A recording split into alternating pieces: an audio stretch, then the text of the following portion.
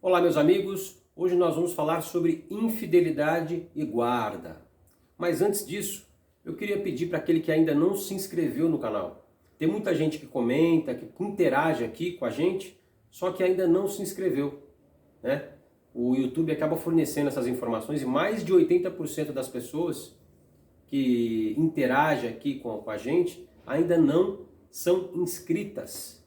Tá certo? Então, por favor, inscreva-se no canal e não deixe de curtir e compartilhar. Tá certo? Vamos lá.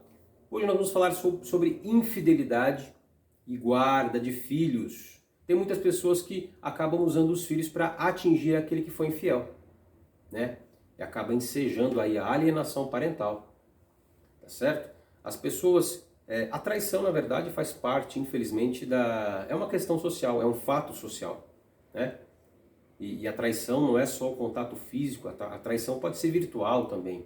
A partir do momento que a pessoa manda uma mensagem mal intencionada, aquele típico, vamos jogar para ver o que a gente colhe, a traição começa a partir daí. Né? Traição não é como tropeçar, né? É algo que acontece. A pessoa, eu tropecei e acabei traindo. Não. A traição começa aí. Num contato visual, numa mensagem mal intencionada, mandada ali pelas redes sociais, tá certo? Mas só que muitas pessoas, a grande maioria, não sabe lidar com isso. A pessoa traída, ela tem que, quando descobre a traição, ela tem que verificar isso como um livramento, né? E aí, procurar um advogado, realizar o divórcio, efetivar o divórcio, dividir aí o patrimônio que tiver, e vida que segue, mas a maioria fica amargando essa situação. E muitas pessoas acabam usando os filhos para atingir aquele que foi infiel. Aí afirmam, você nunca mais vai ver seu filho, qualquer juiz vai me dar razão. E acabam usando o filho, fazendo chantagem. Se aquele infiel sair de casa, nunca mais vai ver os filhos. Enfim, acaba usando os filhos para atingir aquele que foi infiel. Só que uma coisa é a vida de marido e mulher, uma coisa é a sociedade conjugal e a outra coisa são os filhos.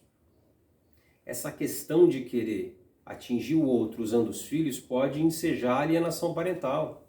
Então, além de ter sido traído ou traída, se a alienação parental for confirmado, o indício de alienação parental for confirmado, a pessoa ainda pode perder direito em relação aos filhos.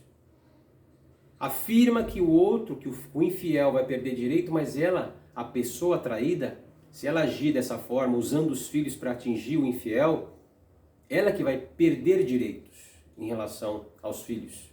Tá certo? Porque a alienação parental, algumas consequências que são advertência, multa, a suspensão do poder familiar, ou seja, só o outro cônjuge, só o outro genitor que vai poder decidir a respeito dos filhos. Suspende-se o poder familiar, né? Então é ruim para a pessoa.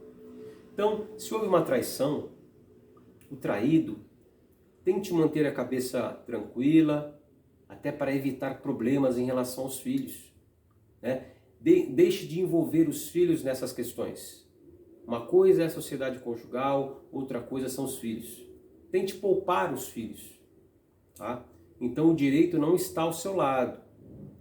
Se você usa os filhos para atingir o outro, dizendo que o infiel não vai poder mais ver os filhos, que vai fazer de tudo para que ele não tenha guarda, eu quero deixar claro que a infidelidade não gera qualquer efeito em relação aos filhos, tá certo?